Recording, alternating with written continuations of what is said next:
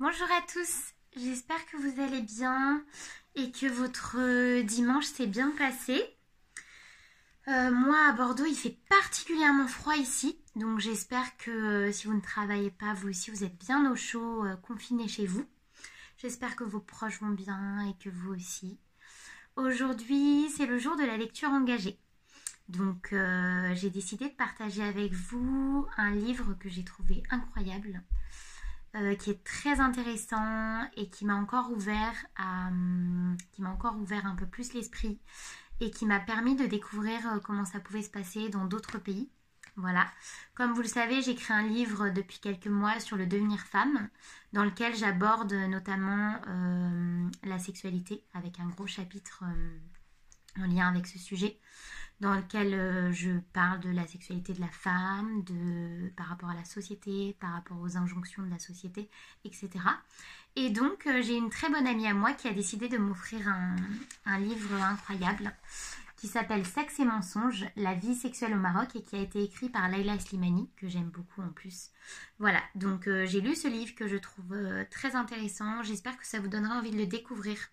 En tout cas, sachez que il est vraiment facile à lire, il est simple, il est facile d'accès et il vous ouvrira, j'en suis sûre, un peu plus l'esprit par rapport à tout ce qui se passe. Voilà. Donc je vous souhaite une bonne écoute et je vous dis à tout à l'heure. En fait, c'est sous forme de témoignages. Donc vous allez voir, je vais vous lire surtout 2 témoignages de femmes. Voilà. À tout à l'heure. Rime. Cuisiner, faire des enfants et bien s'occuper de son mari. J'ai rencontré Rime en novembre 2014 à Casablanca, lors d'un café littéraire autour de mon roman. J'avais été charmée par cette femme pétillante. 6 mois après, je l'ai recontactée et je lui ai parlé de mon projet. Elle a tout de suite accepté de témoigner. La sexualité au Marocaine est malade. L'homme marocain a un problème avec la femme, ce qui engendre beaucoup de violence et de déséquilibre. C'est en prenant de l'âge, en lisant des livres et en voyant des films que les femmes réalisent que ce qu'elles vivent avec leur mari n'est pas normal. Moi, à 18 ans, je ne comprenais rien. J'étais d'une naïveté totale. Je n'avais reçu aucune éducation sexuelle. C'était plus que tabou, ça n'existait pas. Mon premier mari était un homme violent, détraqué.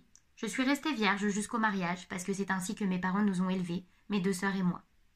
La virginité, c'était obligatoire. Le soir du mariage, il ne s'est rien passé.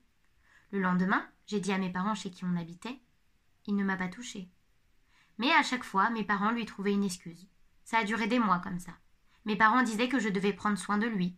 Et puis, au bout d'un certain temps, ils se sont mis à me dire que la sexualité n'avait aucune importance dans un couple. Ils répétaient « C'est Dieu qui veut ça pour toi ». À cette époque-là, j'ai commencé à aller au cinéma, à lire des livres. Je me suis rendu compte progressivement que ce n'était pas normal, que je n'avais pas à supporter ça. On a fini par avoir des relations sexuelles, mais elles étaient très brèves et pas du tout épanouissantes. Nous avons eu 3 enfants, et notre couple était un véritable enfer. Mon mari me battait, m'humiliait, je ne savais plus comment m'en sortir. À l'époque, le code de la famille n'avait pas été réformé, et je savais que j'allais perdre la garde de mes enfants. Je l'ai quitté, et je me suis réfugiée chez mes parents. Là, ça a été insupportable. Mes parents ne m'ont pas du tout soutenue, au contraire. Ils me reprochaient d'être partie. Mon divorce leur faisait honte. Ils savaient que je me faisais battre, ils voyaient les bleus sur mon visage et mon corps, mais ils m'accusaient de mentir. Ils m'accueillaient 2 jours et ils me renvoyaient chez moi. Ça a été un calvaire avec mes enfants. J'allais les voir à l'école, je faisais tout pour garder le contact. Si je suis partie, c'est pour sauver ma peau. Je n'ai pas eu plus de chance avec mon second époux qui était violent et alcoolique. Il me violait régulièrement. Il amenait des prostituées sous notre propre toit et il me disait « Tu as de la chance, je pourrais aller épouser 3 femmes. Je me tape une fille de temps en temps. Je ne t'ai pas humiliée en prenant une autre épouse. Tu devrais me remercier. » Pendant mon 2e mariage, j'ai eu une aventure. Quand on a fait l'amour, j'ai compris pour la première fois que ce que je vivais était horrible. J'avais proposé à mon premier mari qu'on aille consulter un sexologue, mais il était complètement dans le déni. Il me répétait « C'est à cause de toi que je suis comme ça. » Quand je me suis remariée, mes parents m'ont dit « Va coucher avec lui avant de l'épouser, sinon tu viendras encore te plaindre. » C'est ce que j'ai fait, mais je n'avais pas vraiment d'éléments de comparaison. Il m'a paru normal alors qu'en réalité, c'était vraiment nul sexuellement. À 38 ans, j'ai divorcé à nouveau. J'ai fait un long travail sur moi et je me suis rendu compte que même si mes parents étaient aimants, j'avais été victime de leurs croyances. Et que ce n'était pas un hasard si j'avais rencontré des hommes pareils. Avec mes enfants, j'ai fait le contraire de ce que j'ai vécu. Je leur parle de tout. Je n'ai jamais élevé ma fille dans le culte de la virginité. Je l'ai emmenée chez le gynécologue, elle a pris la pilule. J'ai voulu lui en parler aussi pour la protéger contre les violences, contre les attouchements. Je fais partie d'une classe sociale aisée, mais pas très instruite. Mes parents n'envisageaient pas que leur fille fasse des études. À 18 ans, il fallait se marier. On n'avait pas notre mot à dire. Tu dois cuisiner, faire des enfants et bien t'occuper de ton mari. C'est tout ce à quoi on me destinait. Quand j'allais mal, on me disait « c'est ton lot » ou « il y a quelque chose qui cloche chez toi ». À 40 ans, j'ai repris des études de psychologie et depuis 10 ans, je n'ai jamais arrêté d'étudier. Aujourd'hui, en tant que thérapeute, je reçois beaucoup de femmes. Je me rends compte que la femme marocaine est d'une patience qui confine parfois à la stupidité. Elle est capable d'accepter l'inacceptable. À côté de ce que j'entends, mon expérience me paraît minime. La violence est quasi permanente de la part du père comme du mari. Les petites filles sont souvent humiliées, soumises, dévaluées par rapport à leurs frères. Ça ne les prépare pas à être heureuses en couple. Beaucoup de mères qui souffrent en couple se défoulent ensuite sur leurs enfants. Elles font des garçons leurs idoles, leurs maris de substitution. Moi, par exemple, mon frère a 4 ans de moins que moi, et on m'a toujours obligée à l'appeler Sidi, c'est-à-dire monsieur. Je me demande tout le temps comment leur mère élève les garçons. Quelle valeur, quelle vision de la femme transmettent-elles à leurs enfants? C'est très tabou de parler de la figure de la mère ici, mais je crois que c'est très important de dénoncer la transmission des frustrations entre les mères et leurs enfants. Avec mes copines, on parle tout le temps de sexe. On brise ce silence dans lequel nous avaient enfermés nos parents. C'est le grand réveil et c'est génial. D'ailleurs, toutes mes copines disent la même chose. Le Marocain ne connaît pas les préliminaires. Il est centré sur son plaisir à lui. Ensuite, il se lève, il prend une douche et voilà, il n'y a aucune romance, aucun échange, aucune délicatesse. Beaucoup de femmes se sentent violées quand elles font l'amour. Ma fille aussi a vécu un cauchemar. Son premier mari lui a imposé de vivre enfermée, d'être une femme au foyer parfaite. Elle a divorcé, avec un bébé. Elle va se remarier aujourd'hui, mais comme le veut la loi, elle perd automatiquement la garde de son enfant. Son mari a tout de suite enlevé le passeport à l'enfant. D'une certaine façon, c'est une manière de dire que les femmes ne peuvent pas refaire leur vie. Je suis hors de moi. Il y a énormément de divorces maintenant que les familles ont droit. Elles savent qu'ailleurs une autre condition est possible. Elles ne sont plus enfermées comme autrefois.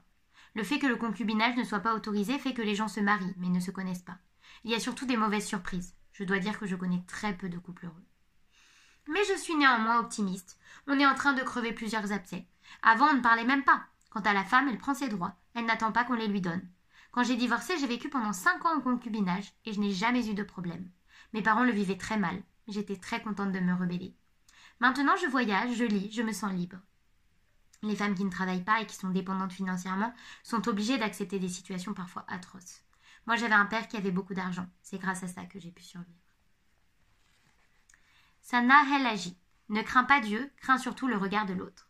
Sana El Haji, j'espère juste que je déforme pas trop, je suis désolée, est une brillante journaliste et éditorialiste. Elle a notamment travaillé pour Nishan, où elle tenait la célèbre chronique de Batoul, jeune femme émancipée et curieuse. Je la rencontre à Casablanca en juin 2015.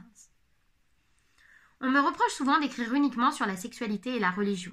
En fait, j'écris sur le rapport des Marocains à la religion, sur le décalage entre les discours et les pratiques réelles, et donc sur les questions des libertés individuelles. Au Maroc, nous avons dépassé le tabou de la politique. On peut parler de presque tout ce qu'on veut. Les deux nouveaux tabous sont la religion et la sexualité. Ça hystérise les gens. Dans le cadre de ma thèse, qui porte justement sur ces questions, sexualité préconjugale au Maroc, représentation, verbalisation, pratique et socialisation genrée, j'ai fait des entretiens dans tout le Maroc et je peux vous assurer que je n'ai pas rencontré une seule personne qui m'ait dit « je n'ai rien fait ». Les garçons, pour la plupart, disent qu'ils veulent une femme vierge. S'ils tombent amoureux d'une fille qui ne l'est pas, certains affirment « je pourrais lui pardonner, je pourrais même changer de ville pour elle ». Pour eux, si une femme n'est pas vierge, c'est soit qu'elle est pute, soit qu'elle s'est fait avoir, qu'elle est victime. Ils sont incapables de considérer qu'elle ait pu vivre sa vie, tout simplement, qu'elle en ait profité. Les filles, elles, ne veulent surtout pas d'un homme vierge. Je consacre d'ailleurs un chapitre de ma thèse à la valorisation différenciée de la virginité, selon qu'elle soit féminine ou masculine. Les gens ont intégré les interdits sociaux et s'y adaptent à leur manière. Les filles jouent les vierges effarouchées. La première fois qu'elles font l'amour avec un homme, elles ne bougent pas, par exemple. Beaucoup ont entendu des histoires horribles où des hommes ont attaqué leur partenaire en leur disant « Où est-ce que tu as appris à faire ça? Où est-ce que tu as appris ça ?» Les filles peuvent recourir à différentes pratiques, sodomie, fellation, etc., pourvu qu'elles gardent l'hymen intact. Là encore, la virginité n'est pas définie comme un état de chasteté, mais comme une apparence, un hymen intact. Certes, j'en dérange certains, mais je dois dire que beaucoup de gens me disent aussi merci. On n'a pas le courage de le dire. Ce qui me choque, c'est l'absence totale de subtilité dès qu'il s'agit de penser la sexualité, qu'elle soit hétéro ou homosexuelle. Pour beaucoup d'hommes, et de femmes aussi parfois, il n'y a pas d'intermédiaire entre la femme vertueuse et la prostituée. Ils ont une vision extrêmement manichéenne des femmes. Sur la virginité, quand je dis que ce n'est pas ça qui fait la valeur d'une fille, On m'accuse de vouloir faire de toutes les femmes des prostituées. Toutefois, je dois aussi reconnaître qu'on ne m'a jamais interdit aucun article. J'ai pu transmettre mes idées les plus folles. Je ne me censure pas du tout et on ne m'a jamais censurée. Je viens d'un milieu modeste. J'ai grandi dans un quartier populaire. J'ai eu une éducation plutôt traditionnelle. Mes parents sont des gens très pieux. Ils sont attachés aux traditions, mais ils ne sont pas très conservateurs. J'ai été élevée dans les principes traditionnels, la virginité, le mariage, les enfants. J'ai vécu seule à l'âge de 26 ans, ce qui était très très rare à l'époque.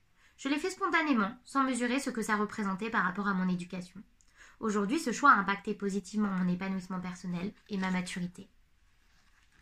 Je ne sais pas ce qui a construit ma liberté. La lecture, sans doute, m'a beaucoup ouverte sur le monde. J'ai eu la chance de faire des lycées publics où il y avait beaucoup d'activités parapédagogiques. Je n'ai pas le souvenir d'un déclic en particulier. J'étais une personnalité rebelle, je refusais. J'osais dire non à ce qui ne me convenait pas. Je n'ai pas de tabou dans mes discussions. Parfois, c'est moi qui vais attaquer. Je peux ainsi, par moments, être provocatrice pour me protéger. Je pense que j'ai dû inconsciemment développer un mécanisme d'autodéfense. Quand tu fonces, on y regardera à 2 fois avant de foncer sur toi. Je mène la vie que je veux, la vie qui me ressemble. Je ne me cache pas derrière des apparences ou des discours de façade. Mon entourage me comprend. Il n'y a pas que des gens frustrés et cinglés. Le plus important pour moi, c'est d'être honnête vis-à-vis de moi-même, d'être en cohérence avec ce que je pense. J'ai 9 frères et sœurs, et je suis la première fille de la famille à avoir obtenu le baccalauréat. Nos parents se souviennent des années de plomb, et parfois ils ont peur par rapport à nos libertés ou à nos propos. Mais un jour, mon père m'a dit « Je suis fière de toi ». Et ça, je ne l'oublie pas. Le terrain m'a prouvé que tout le monde a une vie sexuelle. Seul le comment change. Ce qui est intéressant, c'est de voir comment les jeunes vivent la différence entre le discours et la réalité. Comment ils contournent les contraintes. Certains garçons racontent comment ils se masturbent avant d'aller voir une prostituée. Ça leur permet d'éviter l'éjaculation précoce. Il arrive aussi parfois que des garçons s'adonnent à des concours de masturbation en groupe. Le cinéma, par exemple, est un lieu de sexe. À Tanger, j'ai entendu cette histoire incroyable d'un camion qui circulait pendant que des couples faisaient l'amour à l'arrière. Il y a une créativité, un humour extraordinaire pour inventer des espaces de sexualité. Ah, j'ai plus du tout de batterie, donc je vais devoir m'arrêter là. Je vous fais des gros bisous et je vous dis